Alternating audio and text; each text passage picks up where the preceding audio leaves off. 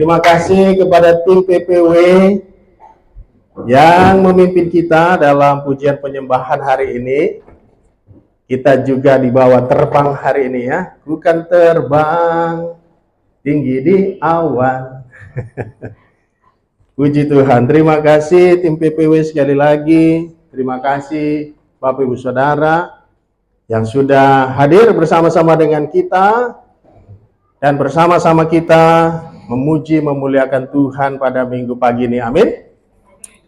Saudara, judul daripada pembacaan Alkitab kita pada minggu pagi ini adalah bertumbuh dalam iman kepada Yesus. Bapak Ibu Saudara, saya tidak sedang meragukan keimanan kita kepada Yesus. Saya percaya hati Bapak Ibu Saudara cinta kepada Tuhan Yesus. Tetapi Bapak Ibu Saudara, tidak berarti bahwa kita berhenti untuk mempelajari firman Tuhan. Karena ada integrasi, karena ada hubungannya antara hati kita dengan pemikiran kita. Dan itu juga ada hubungannya dengan apa yang kita lakukan. Semuanya itu terintegrasi menjadi satu. Amin. Apa yang kita mengerti secara intelektual, apa yang kita percaya di dalam hati kita, bagaimana kita menjalani hidup kita, dan apa yang kita lakukan, itu semuanya berkaitan satu dengan yang lain. Amin. Karena itu pada hari ini Bapak Ibu Saudara, meskipun kita sudah percaya kepada Tuhan Yesus, maka kita tetap perlu untuk terus belajar dan bertumbuh di dalam iman dan kepercayaan kita kepada Dia. Amin. Bapak Ibu Saudara, beberapa hari yang lalu kita ada satu acara yang sangat istimewa.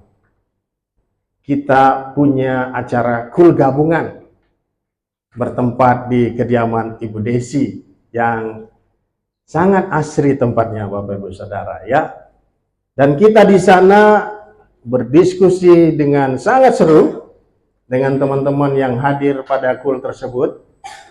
Dan kita mendiskusikan ada satu ayat yang tertulis dalam Yakobus pasal 2 ayat 17 mengatakan demikian. Iman tanpa perbuatan adalah mati. Ya, beberapa di antara kita hafal karena ikut terlibat di dalam diskusi itu. Tetapi kemudian ada satu ayat lagi di dalam Efesus pasal 2 ayat yang ke-8 sampai yang ke-9 mengatakan bahwa perbuatan tanpa iman tidak dapat menyelamatkan kita. Jadi Bapak Ibu Saudara, artinya apa? Artinya kita perlu iman kepada Yesus. Dan iman itu aktif, dan iman itu menghasilkan buahnya di dalam perbuatan-perbuatan kita. Tetapi perbuatan tanpa iman kepada Yesus itu tidak akan pernah menyelamatkan kita. Karena kita percaya, dan sebagaimana firman Tuhan juga katakan bahwa kebaikan kita tidak menyelamatkan kita. Sebaliknya, yang menyelamatkan kita adalah kebaikan Tuhan. Kita berbuat baik bukan supaya kita diselamatkan. Kita berbuat baik karena kita mengerti, karena kita percaya bahwa Allah telah terlebih dahulu berbuat baik dan mengasihi kita. Amin.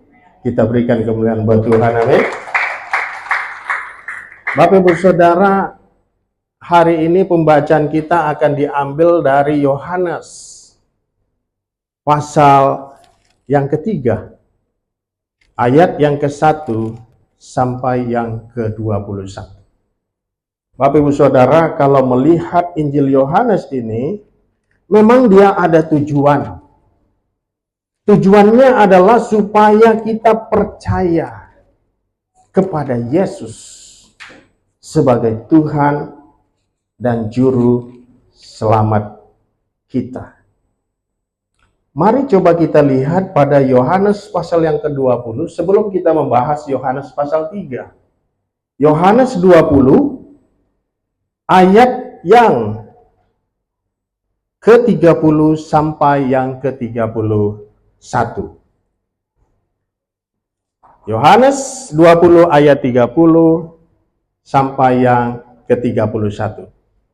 Baik, saya mohon dengan kasih Ibu Desi untuk membantu membacakan Yohanes 20 ayat 30 sampai yang ke-31.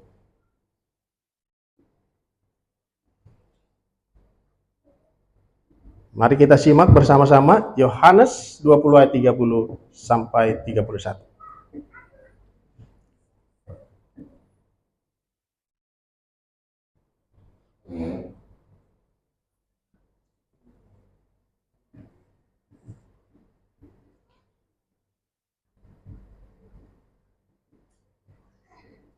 Oh, Ibu Lingling, mohon dibantu. Iya.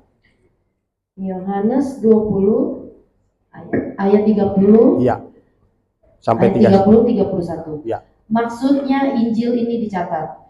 Memang masih banyak tanda lain yang dibuat Yesus di depan mata murid-muridnya yang tidak tercatat di dalam kitab ini. Tetapi semua yang tercantum di sini telah dicatat supaya kamu percaya bahwa Yesuslah Mesias, Anak Allah, dan supaya kamu oleh imanmu memperoleh hidup dalam namanya. Puji Tuhan. Terima kasih Ibu Lingling. Bapak Ibu Saudara, perhatikan ayat 30-31 yang kita baca tadi, yang kita dengarkan tadi. Bahwa tujuan daripada Injil ini dicatat supaya kita percaya bahwa Yesuslah Mesias Anak Allah, dan supaya kita oleh iman kita memperoleh hidup dalam namanya. Kita beroleh hidup yang kekal karena kepercayaan kita kepada Tuhan Yesus, bukan karena kebaikan kita, tetapi karena iman kita. Dan di atas semuanya itu adalah kasih karunia dan anugerah Allah. Kita tidak diselamatkan, kita tidak beroleh hidup yang kekal karena kehebatan kita, bukan karena kebaikan kita, tetapi karena anugerah kebaikan Allah. Itulah tujuannya mengapa Injil Yohanes ini ditulis. Supaya kita percaya kepada Dia sebagai Tuhan dan Juru Selamat kita. Amin.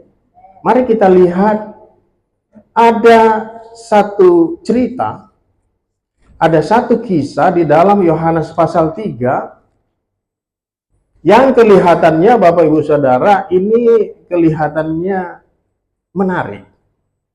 Kenapa menarik? Karena di sini ada seorang Farisi yang bernama Nikodemus, dia datang menemui Yesus.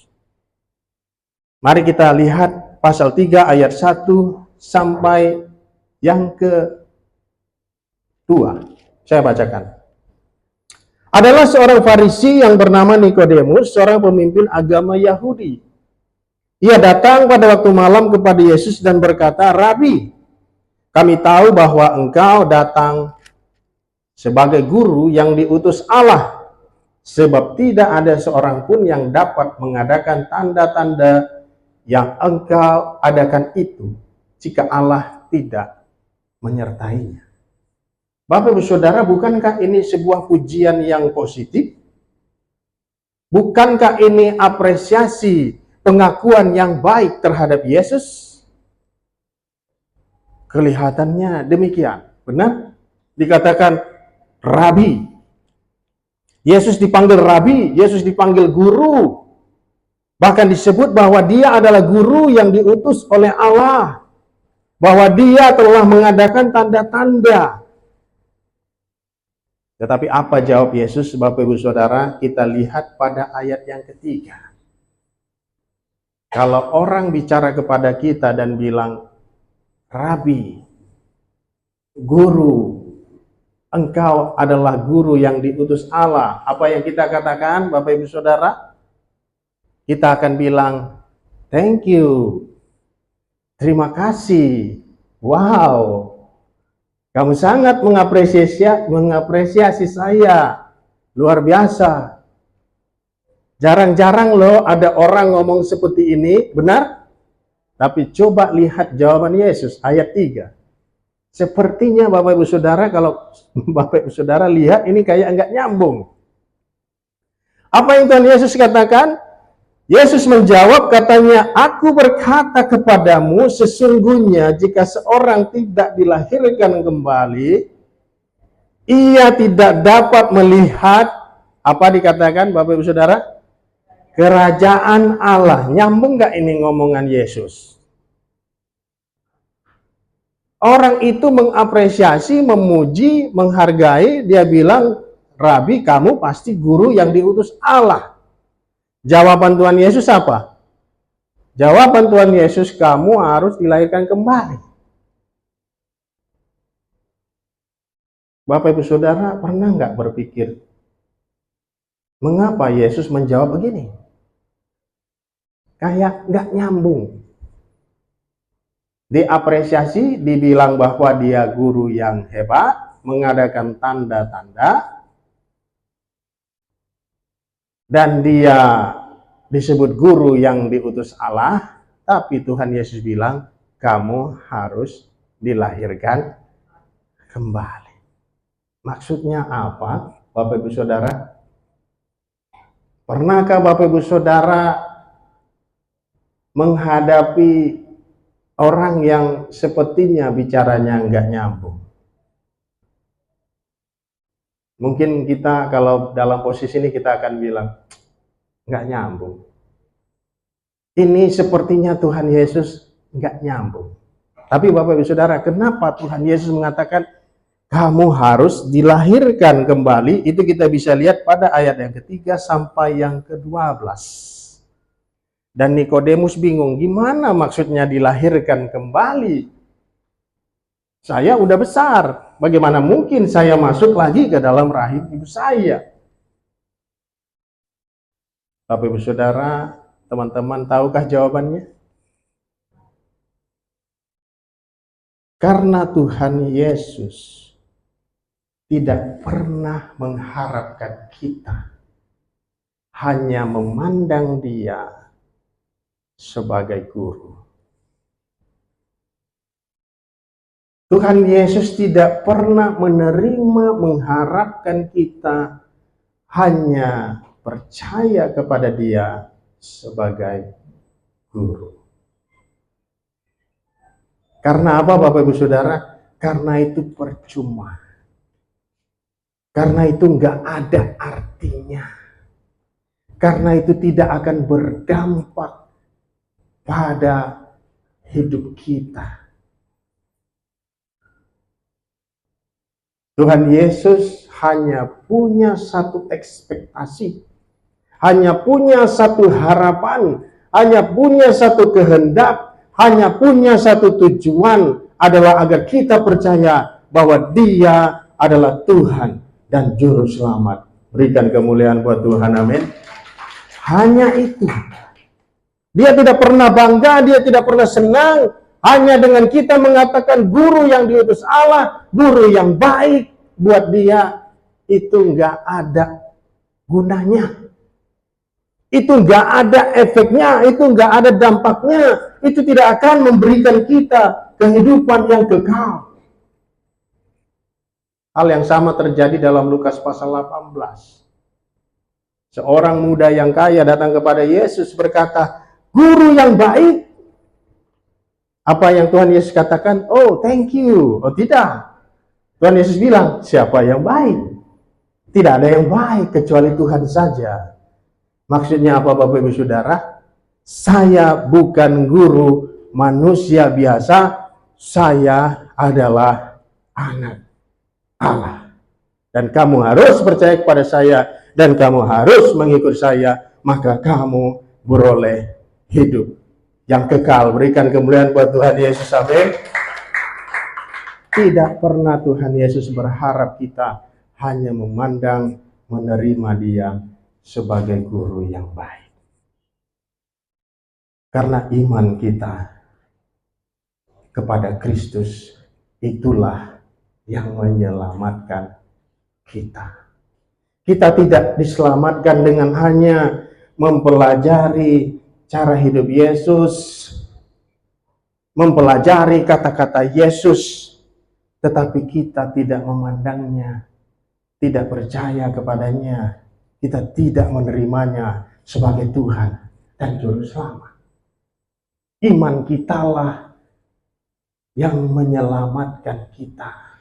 Iman kita kepada Yesus sebagai Tuhan dan Juru Selamat, itulah yang menyelamatkan kita. Mari kita lihat pada pasal yang ke-1. Ini konsisten Bapak Ibu Saudara pada pasal yang ke-1 ayat yang ke-11 sampai yang ke-13. Mohon dibantu baca Ibu Syokim, Ibu Desi. Ya, mohon dibantu baca ya. Yohanes 1 ayat 11 sampai 13.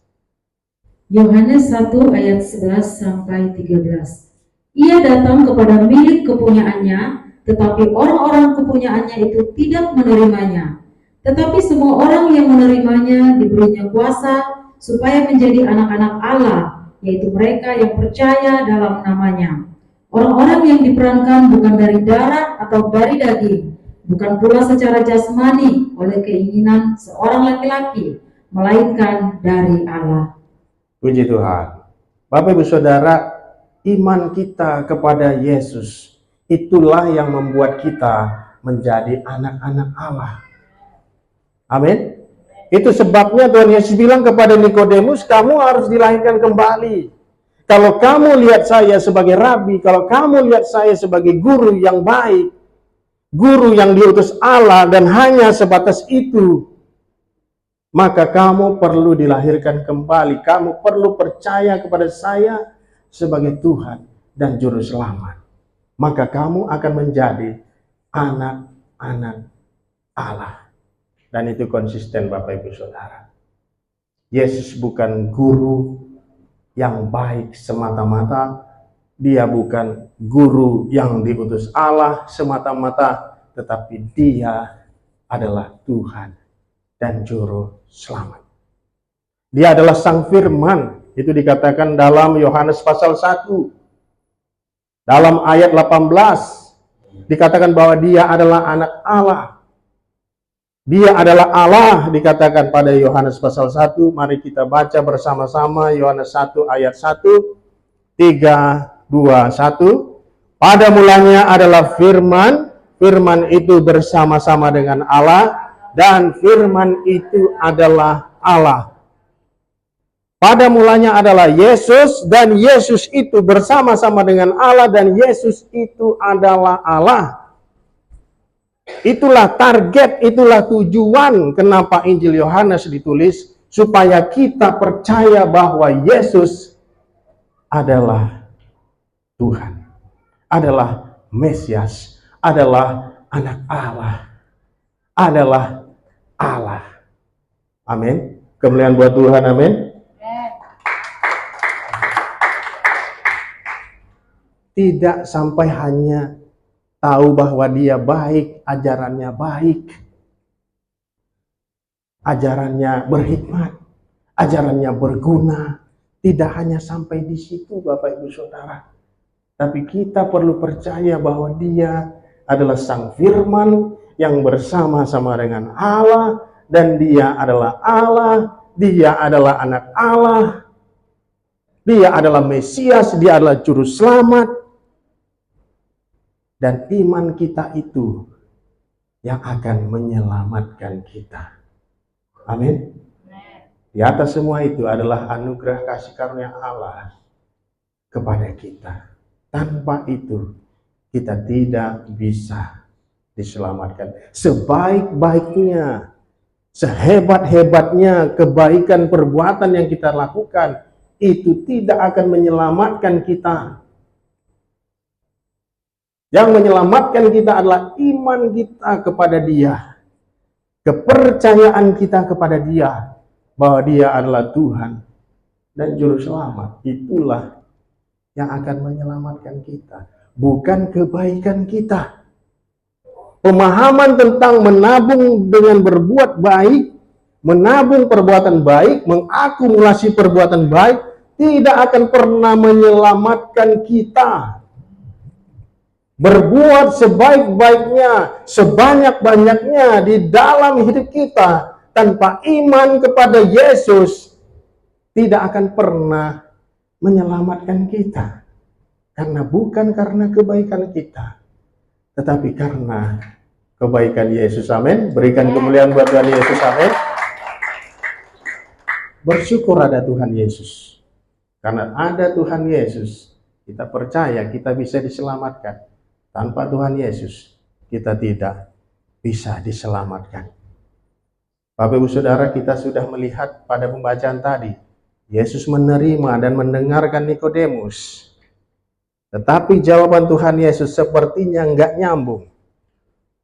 Padahal maksud Tuhan Yesus adalah jangan sampai hanya kamu mengerti saya ini guru yang baik, guru yang diutus oleh Allah, guru yang mengadakan tanda-tanda, tetapi kamu harus tahu saya ini adalah Allah, saya anak Allah, saya Mesias, saya Sang Firman.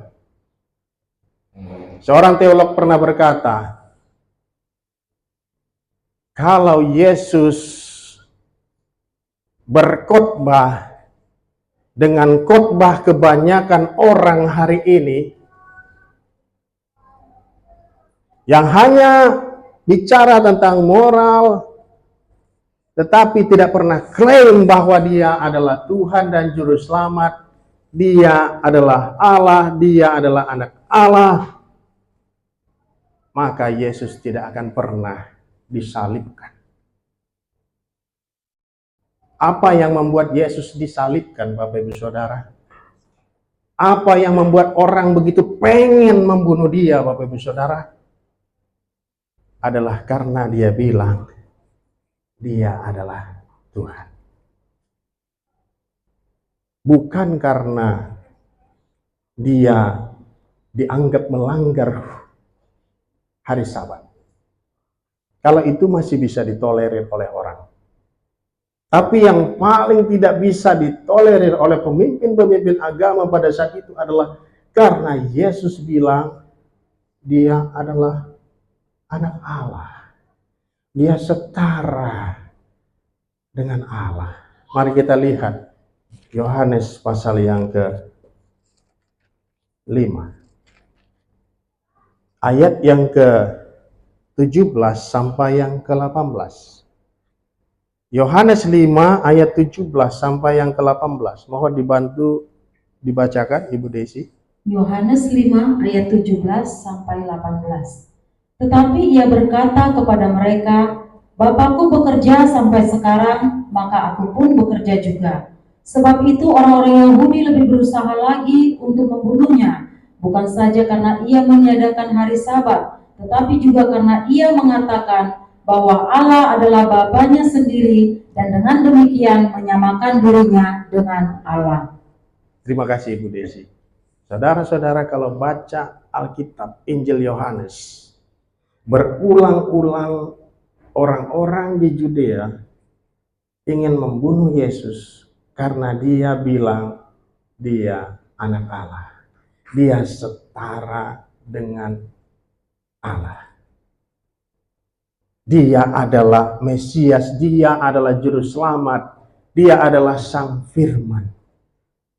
Kalau Dia cuma bilang saya guru yang baik, saya guru yang diutus Allah, saya mengadakan tanda-tanda, tidak akan pernah Yesus disalibkan. Justru karena Dia berkata Dia adalah anak Allah, Dia adalah Sang Firman, Dia adalah Mesias, Dia adalah Juru Selamat, Dia setara dengan Allah. Itulah sebabnya mengapa mereka berpikir bahwa Yesus ini patut dibunuh karena dia menyesatkan orang. Tetapi Bapak Ibu Saudara, Tuhan Yesus tidak berhenti dan tidak mundur dengan klaimnya itu. Kenapa? Karena dia benar-benar adalah Tuhan dan Juru Selamat. Dia adalah Sang Firman. Dia tidak akan pernah menurunkan levelnya menjadi guru yang baik atau guru yang diutus oleh Allah. Dia tidak akan pernah menurunkan level itu. Mengapa Bapak Ibu Saudara? Karena kalau dia turunkan level itu, maka kita semua tidak akan selamat. Kalau dia bilang, oke, kamu terima saja saya sebagai guru yang baik, terima saja saya sebagai guru yang diutus Allah, maka konsekuensinya, dampaknya, akibatnya, kita tidak pernah mendapatkan hidup yang kekal. Dia rela dibunuh, dia rela disalibkan, dia rela dibenci, dia rela difitnah, dia rela disebut penyesat, agar kita semua beroleh hidup yang kekal. Amin. Kemuliaan buat Tuhan Yesus. Amin. Betapa beresikonya pemberitaan Injil oleh Tuhan Yesus ini. Pemberitaan Injilnya membuat dia disalibkan. Ada 3 kali Paskah di dalam Injil Yohanes. Dia datang ke Yerusalem. Paskah yang ketiga, dia disalibkan sebagai anak domba yang tidak bercacat bercela demi untuk menebus dosa-dosa kita. Kemuliaan buat Tuhan Yesus. Amin. Bapak Ibu Saudara, Yesus mengidentifikasi ketidakpercayaan Nikodemus dan memberitahu bahwa dia perlu dilahirkan kembali. Kita yang percaya kepada Tuhan Yesus, kita telah dilahirkan kembali. Teman-teman yang mungkin hadir di sini yang belum percaya kepada Tuhan Yesus sebagai Tuhan dan Juru Selamat, sebagai anak Allah, sebagai Sang Firman, hari ini suara Tuhan kepada saudara untuk percaya dan menerima Yesus sebagai Tuhan dan Juru Selamat, supaya saudara beroleh hidup yang kekal. Amin. Kemuliaan buat Tuhan Yesus. Amin. Pasal 3 ayat 13 sampai 21. Pasal 3 ayat 13 sampai 21. Di sana Yesus menjelaskan siapa dirinya dan dampak kepercayaan terhadap dirinya. Mari kita lihat Yohanes 3 ayat yang ke-13. Yohanes 3 ayat 13. Tuhan Yesus tidak pernah mengatakan dia guru yang baik, dia guru yang diutus Allah. Tidak pernah seperti itu. Dia selalu bicara tentang keilahiannya. Kita lihat ayat yang ke-13, kita baca bersama-sama. Tidak ada seorang pun yang telah naik ke surga selain daripada dia yang telah turun dari surga, yaitu anak manusia. Berikan kemuliaan buat Tuhan. Amin. Dengan kata lain, Tuhan Yesus bilang, saya datang dari surga.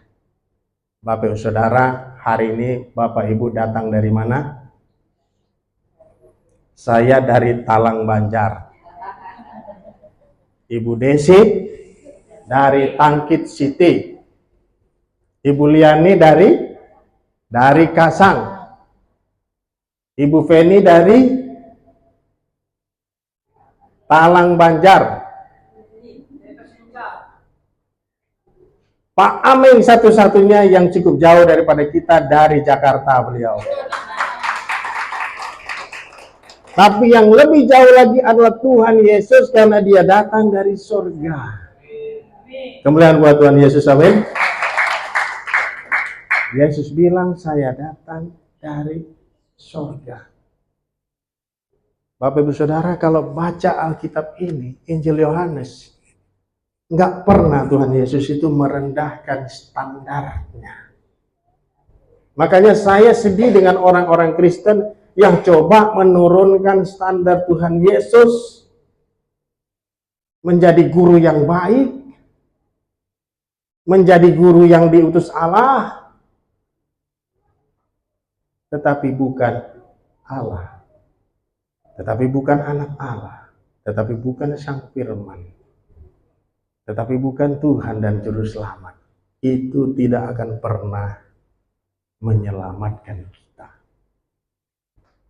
Iman kita kepada Yesus, bahwa Dia adalah Tuhan dan Juru Selamat, itulah yang menyelamatkan kita. Amin.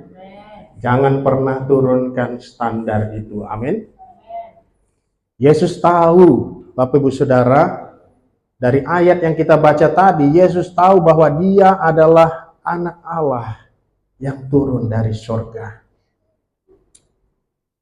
Pada ayat yang sama dia menggunakan sebutan anak manusia untuk mengacu kepada keilahiannya sebagaimana digambarkan dalam Daniel 7 ayat 13. Daniel 7 ayat 13 menggunakan frasa anak manusia, itu yang digunakan oleh Tuhan Yesus, dan itu gambarannya sedang berada di surga. Jadi dia, Yesus adalah anak manusia sebagaimana digambarkan dalam Daniel 7 ayat 13, dan anak Allah. Dia adalah anak Allah, dia adalah anak manusia yang digambarkan dalam Daniel 7 ayat 13 yang menjelaskan tentang keilahiannya. Yohanes 3 ayat 16 ini ayat yang sering kita baca. Yesus memberitahukan dampak dari kepercayaannya kepadanya, yaitu hidup yang kekal. Kita baca lagi bersama-sama, Bapak Ibu Saudara, 3, 2, 1. Karena begitu besar kasih Allah akan dunia ini, sehingga Ia telah mengaruniakan anaknya yang tunggal, supaya setiap orang yang percaya kepadanya tidak binasa, melainkan beroleh hidup yang kekal. Dampak daripada kepercayaan kita kepada Yesus, kita akan beroleh hidup yang kekal. Hidup yang kekal itu bukan hanya bicara lamanya waktu, Bapak Ibu Saudara. Hidup yang kekal itu bicara tentang kualitas hidup yang dahsyat luar biasa. Kalau hanya bicara tentang lamanya waktu, betapa menyedihkan kalau hidup kita tidak berkualitas. Tetapi yang dimaksudkan oleh Tuhan Yesus tentang hidup yang kekal bukan saja lamanya waktu, tetapi kualitas hidup yang dahsyat, yang hebat, yang luar biasa diberikan kepada kita. Berikan kemuliaan buat Tuhan Yesus. Amin. Itu yang diberikan kepada kita. Bapak Ibu Saudara, kalau sakit gigi 1 hari rasanya gimana? Sakit? Tidak nyaman?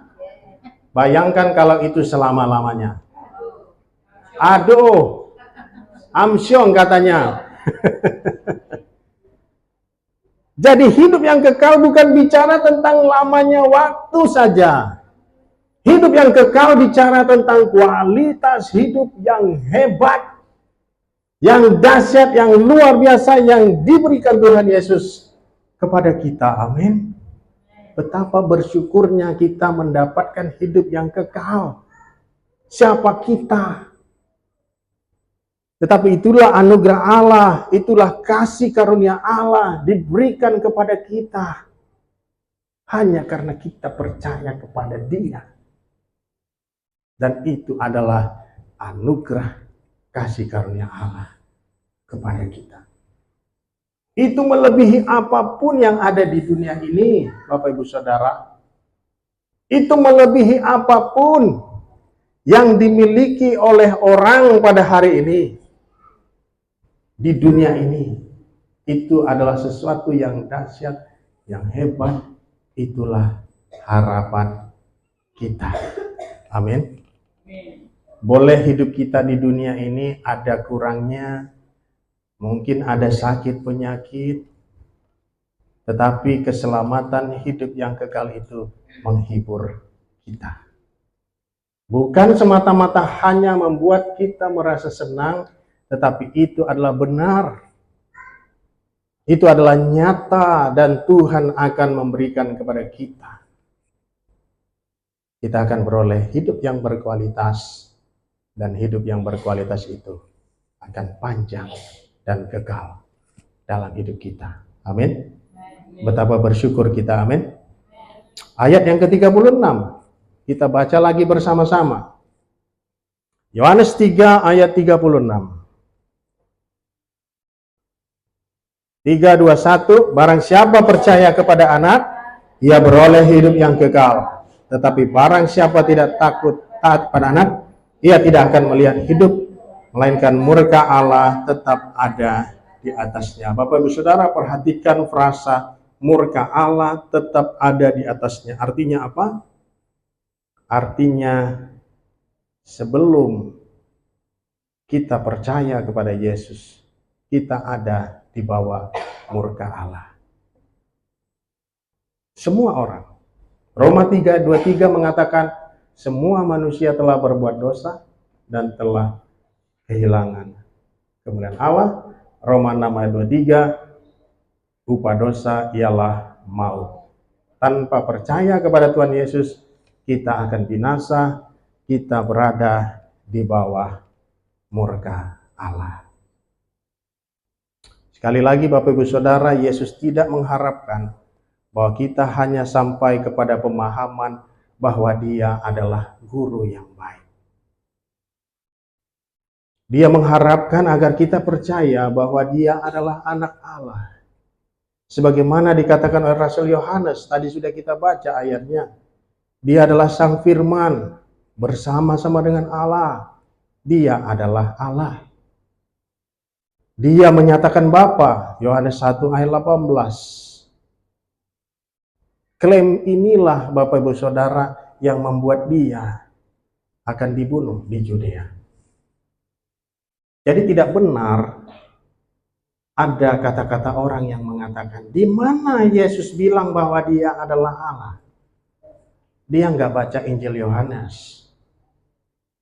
Orang itu tidak baca Injil Yohanes dengan teliti.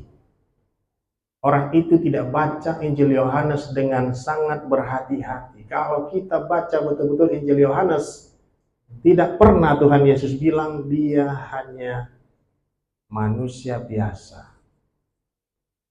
Tidak pernah Dia mengatakan Dia adalah guru yang baik. Dia diutus oleh Allah. Tidak pernah hanya itu. Dia berkata Dia adalah Tuhan, Juru Selamat, Anak Allah, Sang Firman, setara dengan Allah, Mesias. Itu yang dikatakan. Kita perlu baca Injil Yohanes dengan baik.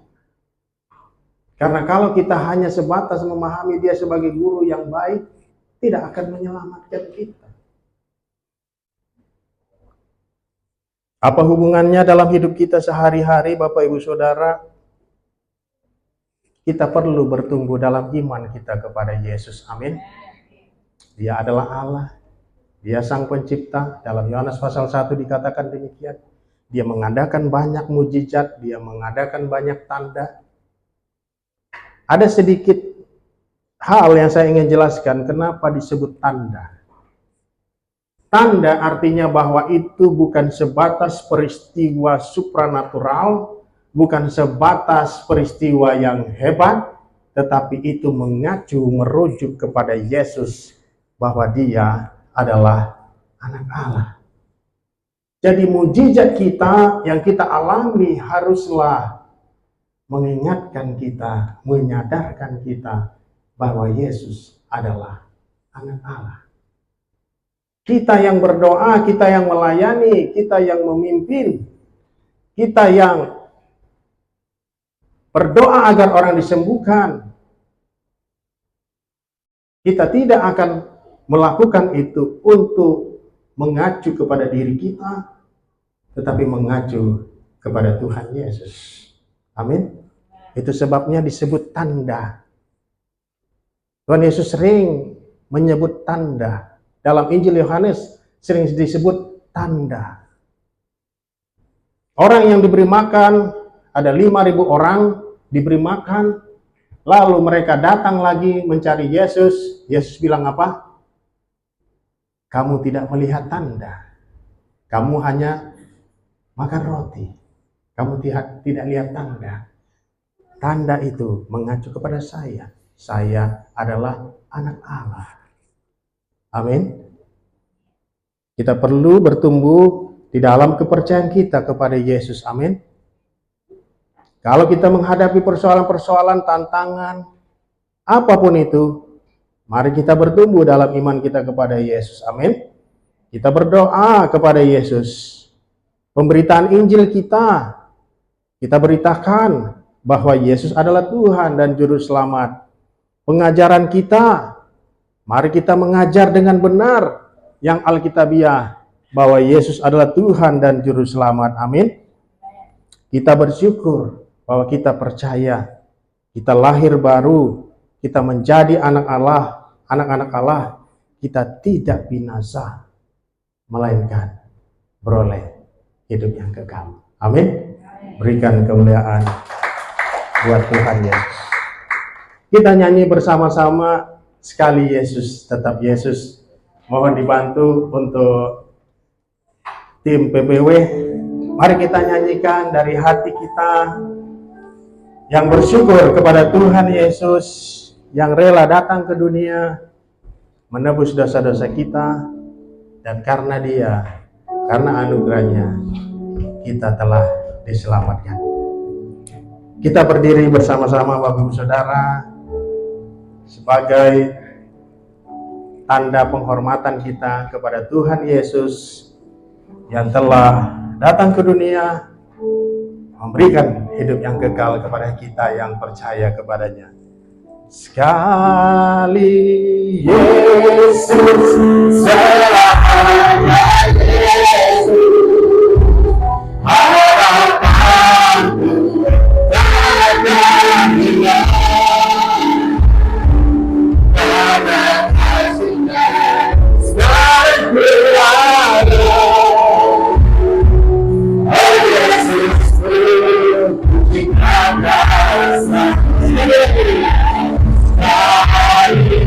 Yesus selamanya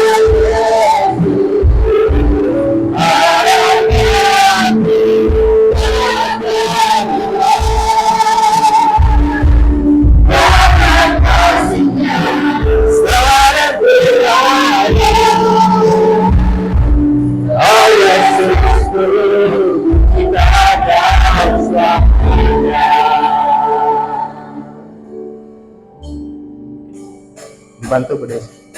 Dalam Segala keadaan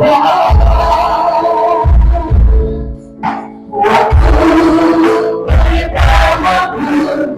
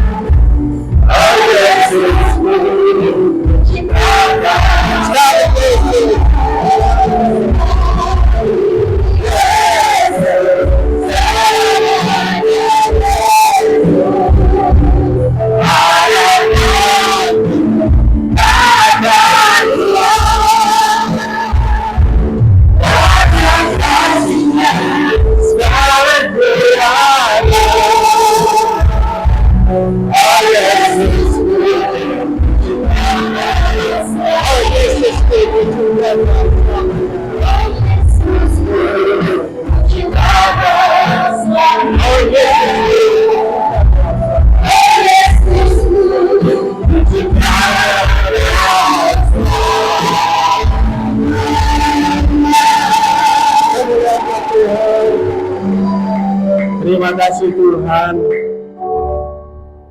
Biarlah ini menjadi momen yang mengingatkan kami betapa dahsyat yang kami peroleh karena kasih anugerah Tuhan kepada kami yang percaya kepada Tuhan Yesus. Terima kasih Tuhan, biarlah itu yang menghibur kami di saat kami susah, di saat kami menghadapi tantangan, di saat situasi apapun juga. Kami telah memperoleh yang terbaik dari Tuhan, kehidupan yang kekal. Biarlah iman kami kepada Tuhan Yesus yang akan menguatkan kami menjalani hidup kami. Yang sakit Tuhan sembuhkan, Tuhan hibur, yang susah Tuhan semangati dengan kebenaran firman Tuhan, dengan Roh Kudus yang telah diutus Tuhan Yesus di dalam hidup kami. Tidak ada lagi Tuhan yang terbaik selain daripada keselamatan hidup kekal yang Tuhan sudah berikan. Dan lebih daripada itu, di dalam hidup kami sekarang, Tuhan menyertai kami dari sekarang sampai selama-lamanya. Terima kasih Tuhan untuk kebenaran firman Tuhan. Berbicaralah dan biarlah kami selalu mendengarkan Engkau. Di dalam nama anak Tuhan Yesus, mari kita yang bersyukur bersama-sama katakan amin. Kemuliaan buat Tuhan. Silakan duduk. Tuhan Yesus memberkati.